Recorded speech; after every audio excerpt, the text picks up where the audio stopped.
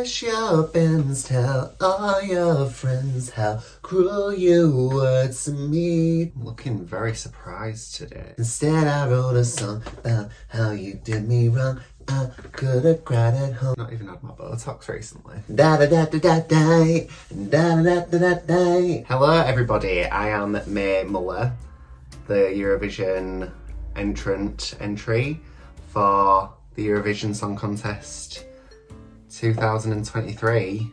I couldn't remember what year it was then. I nearly said 1982. It's because I've been doing some research and stuff. She's the UK's entrant, you know, in case you've been like sleeping under a rock. I do say that about Eurovision, and I've only very recently gotten into it myself. And it's largely to do with my partner, because I never really was that interested in it, but actually, I must say it is quite enjoyable. So, you know, if you're looking for something to base your whole personality around for like a few months, Eurovision's the one.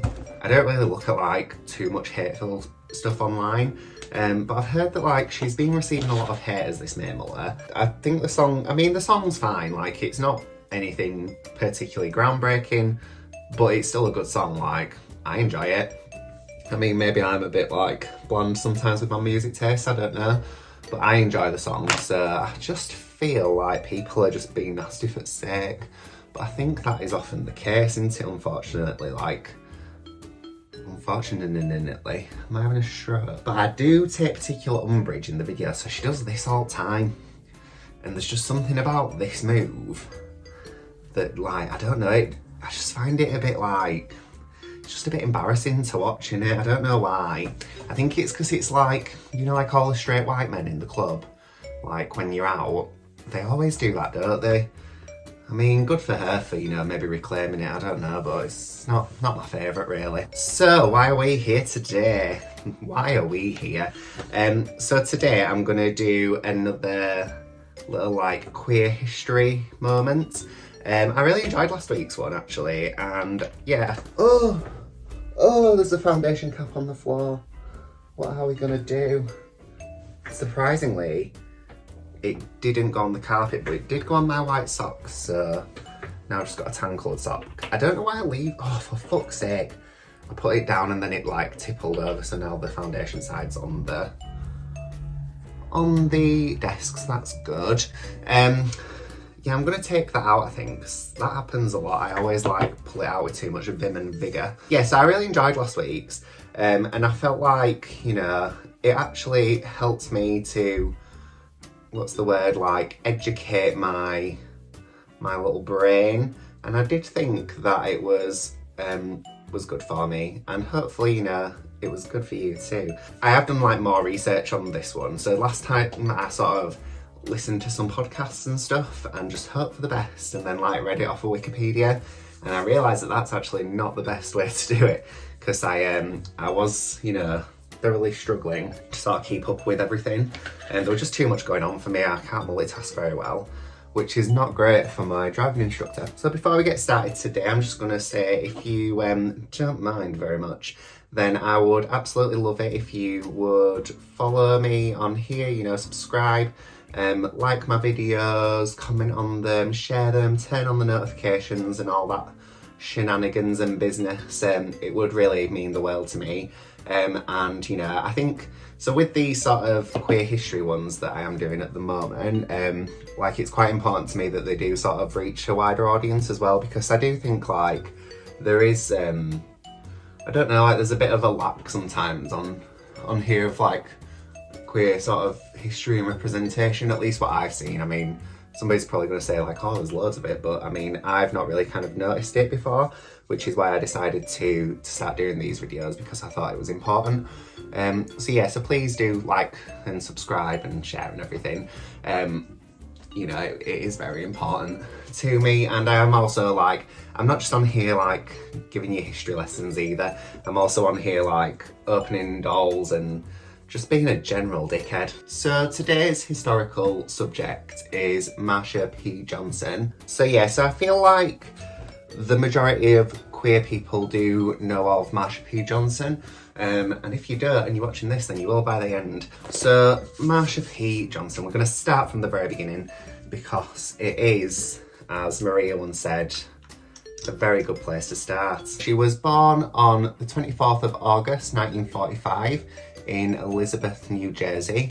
Her parents were called Malcolm Myers and Alberta Claiborne. So her father worked in the assembly line of a General Motors, and her mother was a housekeeper. And she also had, I think it was six, sorry. So she had six siblings. And she was raised in the Mount Timan African Methodist Church. So she had a very religious upbringing, which, I mean, it seems fairly like standard for that sort of time period. Obviously with that does come kind of a lot of homophobia, unfortunately. Hopefully, I mean, I do feel like with some sort of religious spaces nowadays it is getting better, like the homophobia is not necessarily as rife, although we do know that it is in some places. I mean, certainly at that time it is clear that like the homophobia was kind of very much present in the religious space. And Marsha's mother said that she felt that being gay was like, it was lower than being a dog, which I fucking love dogs. So first of all, rude to the dogs. I mean, there's not really much detail on sort of Marsha's earlier years. It is said that she started experimenting with like gender and her identity as young as 5 years old. You know, she was like putting on dresses and things. But she very quickly stopped that, unfortunately, because she did get bullied from it, and also like her parents sort of expressed that they weren't impressed with it. It is also mentioned as well that Marsha's mother expressed that she wanted for her children to kind of like find a rich husband or partner, like somebody who could look after them. And Marsha sort of like kept hold of this idea for her life, and she sort of did mention it like, you know, as an adult. When I've watched like some videos and stuff as well on Marsha, it is said that she kept a good relationship with her family throughout her life. So I'm not really sure kind of what then came of the obvious homophobia that her mother maybe had.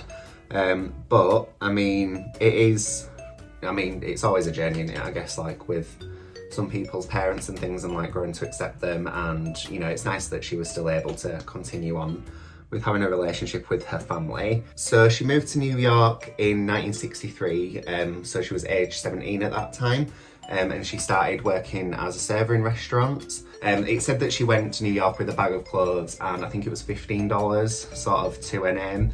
Obviously, I mean, I guess $15 was more back then, but it still wasn't a super like large amount of money, was it? I mean, I don't know what that would have maybe got you, maybe like a month's worth of rent, and then sort of that might have like set you up. Don't really know like what the going rate was at that time. But yeah, she sort of made that decision to move to New York, where she has said like she worked as a server, and she sort of started getting in with kind of the queer community in New York at that time. And she started hanging around on, I think it was 42nd Street, and she sort of quickly started working as a sex worker. It's often referred to as a hustler, so I guess that must have been kind of the terminology that was sort of used at the time. But yeah, I've not really heard that before. A hustler to me is more like a male version of a diva. I don't know, like is a hustler's more like a comm person, isn't it? Like, I don't know, but I mean, that's what they're referring to them as, but it seems like that's kind of lingo for sex worker. And she started to identify as a drag queen. Sounds like somebody just collapsed upstairs. You alright? Ed? He sounds to still be moving around. It should be fine. I'm just gonna go check. So Marsha kind of settled on the name Marcia P Johnson. She said that the surname Johnson came from the Howard Johnsons, which was a restaurant, I believe, that they all sort of hung out at, like her and her sort of group. And when people asked her what the P stood for in her middle name, she always used to just say that it was pay it no mind. And she said she often kind of used that response when people asked her about her gender identity. I mean, I feel like we all refer to Marsha as a she, her, but when I have sort of been doing my research, it seems as though she kind of had like a much more maybe complex idea of her gender identity. So it said that she identified as many things, including homosexual, transvestite, and a queen. And Marsha actually considered that a transgender person was somebody who was kind of taking hormones and who was working on like surgeries and things to kind of further their gender identity in the way that they kind of identify. And she felt that transvestite was more sort of suitable for her because she felt more like a very feminine man or boy, she said as well. So, I mean, it's just quite interesting. I think obviously like as times go by, like ideas change, don't they, around what something maybe is like. So people now sort of identify as like the transsexual side of trans, and you know, they kind of don't necessarily have to take hormones or like be going for surgeries and things because it's more to do with like your gender and like your gender expression. But at that time that was kind of how she sort of understood things, I guess. And like you can't really, it's difficult in it when you sort of looking back in history, because I think like we want to put like our vision of what things are now, but I guess like unless she's here now we can't really say like what her identity should have been or like what it was. And even now like we can't really, can we? Because if somebody tells you that they identify in a certain way, like it's not really for you to turn around and be like, oh no, actually you're this, because you're not them.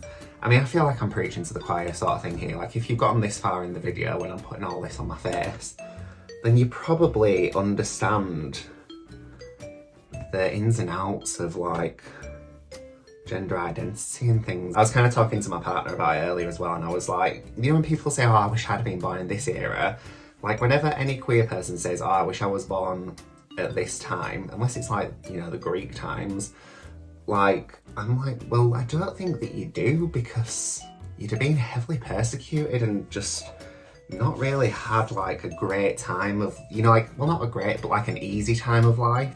I mean, I think even like when I was born, like I'd quite like to be a couple of years later, do you know what I mean?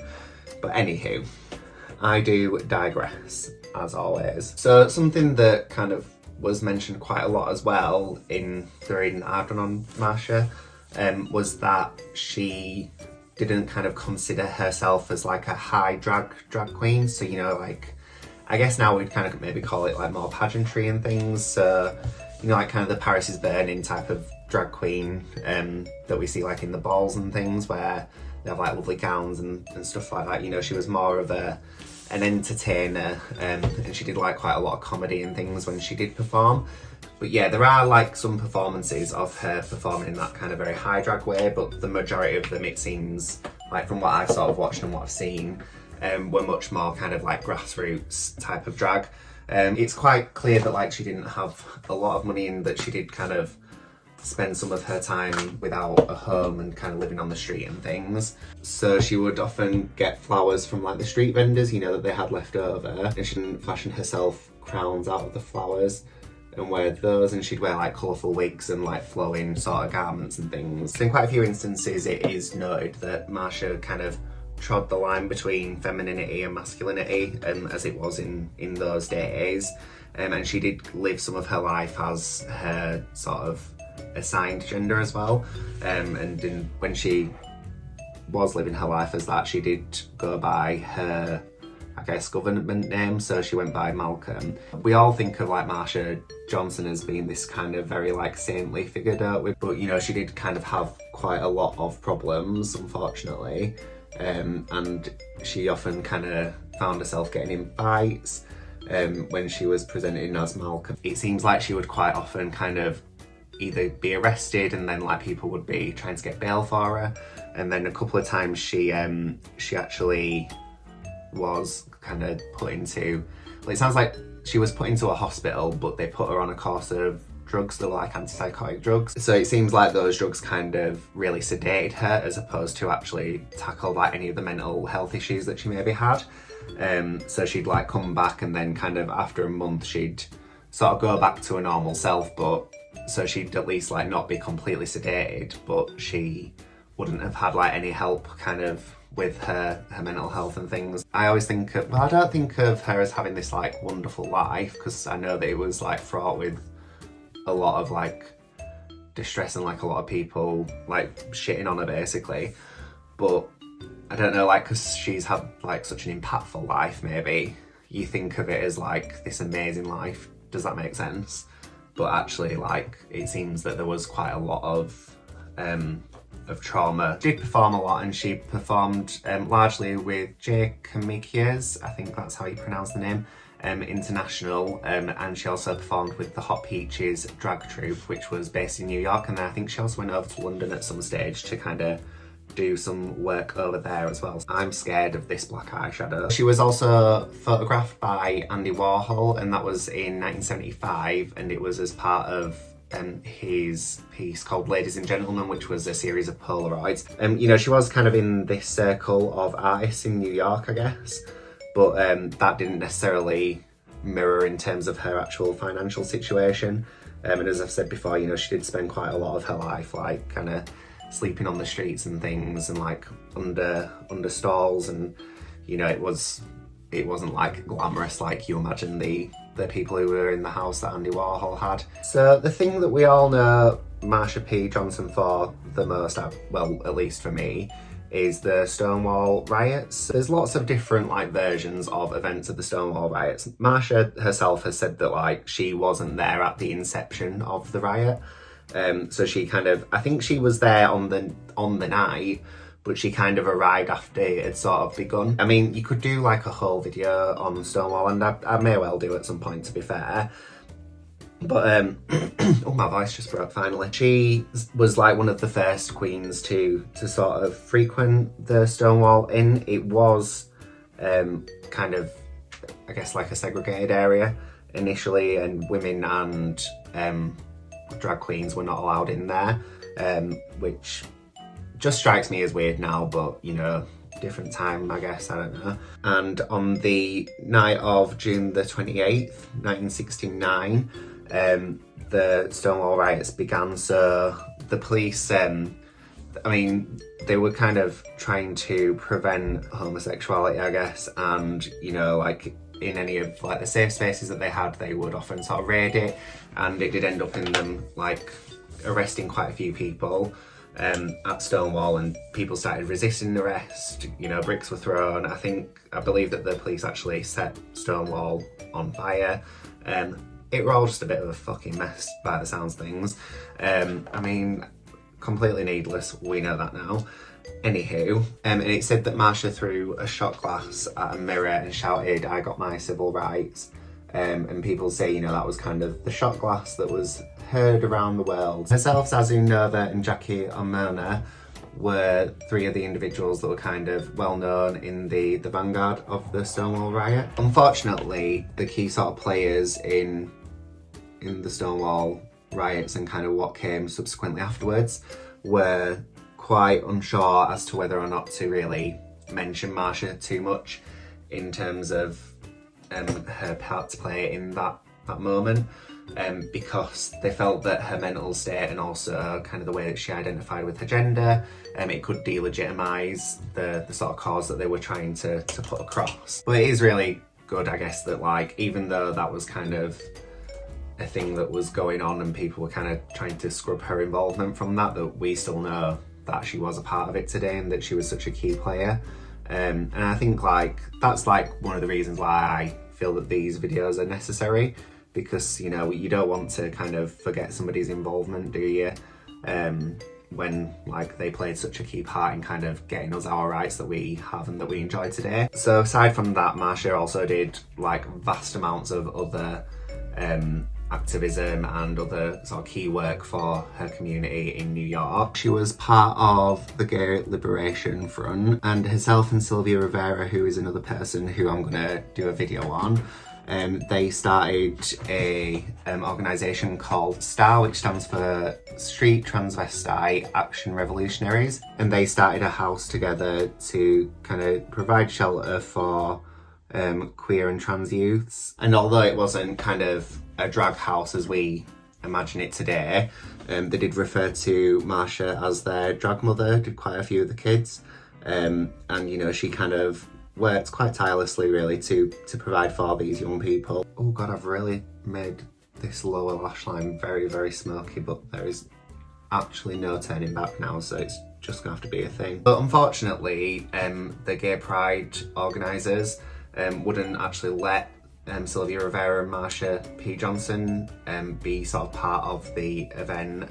And they said that this was because they felt that kind of drag queens being there would give the group a bad name, which is just real shit and sad, isn't it? But regardless, Sylvia and Marsha marched ahead of the parade, so they kind of were like the front runners of the parade, which I just think is like a real cool thing, that they were like, well, fuck you, I'm still gonna be part of the parade because like we're needed here as much as you are. And yeah, that kind of really does speak to kind of the character that I'm sort of understanding Marcia P Johnson to have been. You know, she was clearly very tenacious.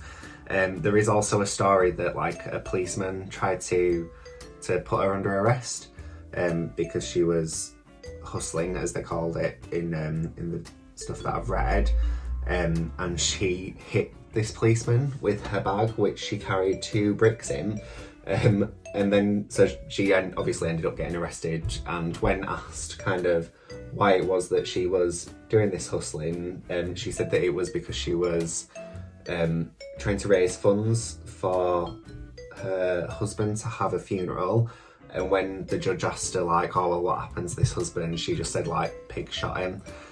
So it's very clear that like she knew her own mind, which I guess like you would have to, wouldn't you, to have had like such a impactful life. But yeah, like there's just lots of like little stories like that I've read about her, and it just makes me think like, how cool was she?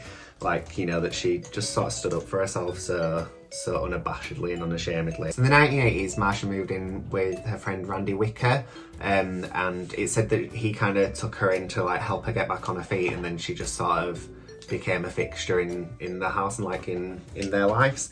And she lived with him until sort of her last days. So while she was living with Randy, his partner unfortunately succumbed to HIV and developed AIDS, and then died.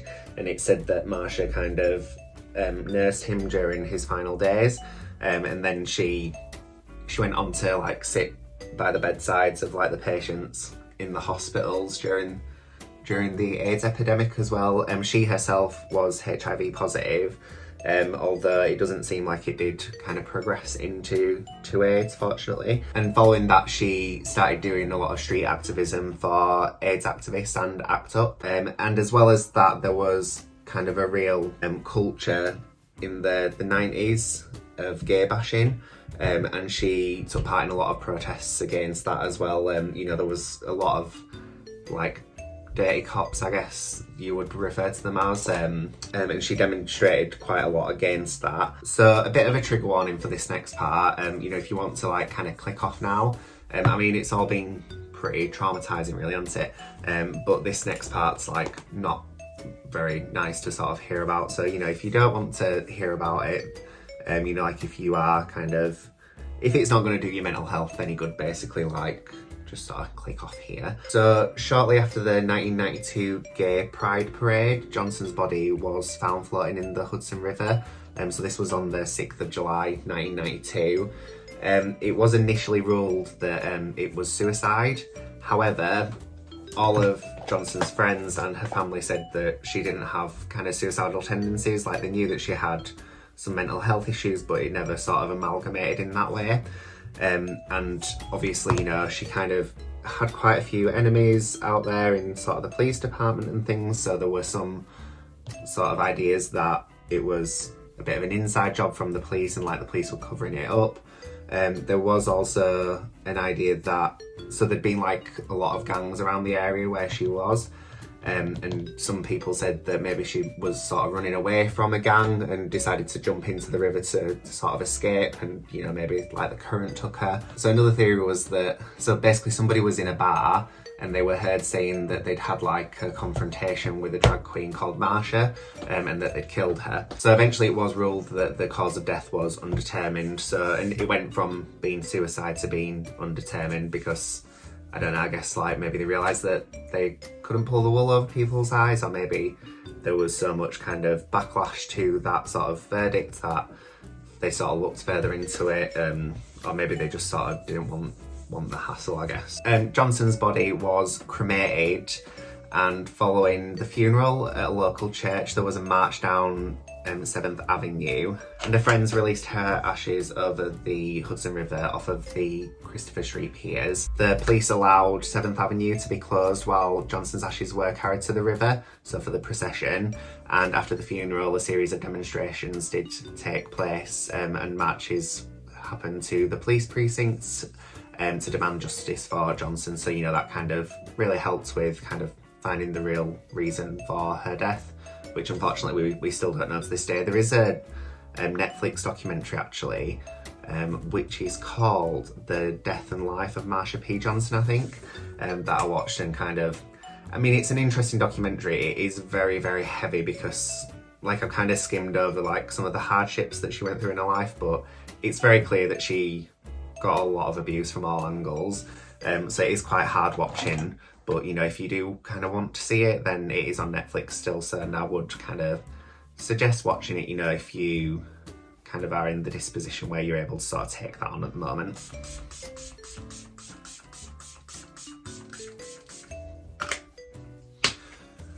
Right, so that's my face on. So I'm going to quickly put on a little garment and some hair. And I will BRB. So I am back. I've got my hairpiece in. It is holding on by a thread because I need to clip it in and I haven't. I'm really like into just wearing my natural hair at the moment. I don't know, I think it's just because my head gets real hot if I don't. I really hope that you enjoyed today's video. As always, if you did, please like, subscribe, comment, share it with your friends, all that good stuff. It would mean the world to me. I know that some of these videos are kind of a little bit more heavy than the stuff that I've been doing previously. But I do think that like these are things that need to be discussed and that need to kind of live on, because as I said before, if we don't sort of remember history and learn from it, then we're kind of bound to make the same mistakes again. And especially with this one as well, I hope it kind of just reiterates kind of how important kind of the trans community and kind of gender non-conforming community were in getting gay people our rights, and the whole community their rights. And it's important that we as gay people, now that we have those rights, that we kind of pass on the gift forwards, and you know, we help to make sure that people who have different gender identities to kind of gain their rights and things as well. I'm not very articulate, as you probably know, but I hope that kind of gets the point across. Next week's video will be a lot more sort of light-hearted, just kind of back to the normal sort of stuff that I do, but I'm going to try and aim to do like a couple of these a month as well. My social media will be on at the very end of this. As always, it is just Dominoe Official on everything, so please make sure to follow me on TikTok and Instagram. So I'm going to leave it on this this quote that I found from Marsha. So this was in 1992 when the George Segal sculpture Gay Liberation was moved to Christopher Park as part of the new Gay Liberation Monument. So Johnson commented, "How many people have died for these two little statues to be put in the park to recognise gay people? How many years does it take for people to see that we're all brothers and sisters and human beings in the human race? I mean, how many years does it take for people to see that we're all in this rat race together?" So I shall see you all next time. Thanks so much for watching. Bye.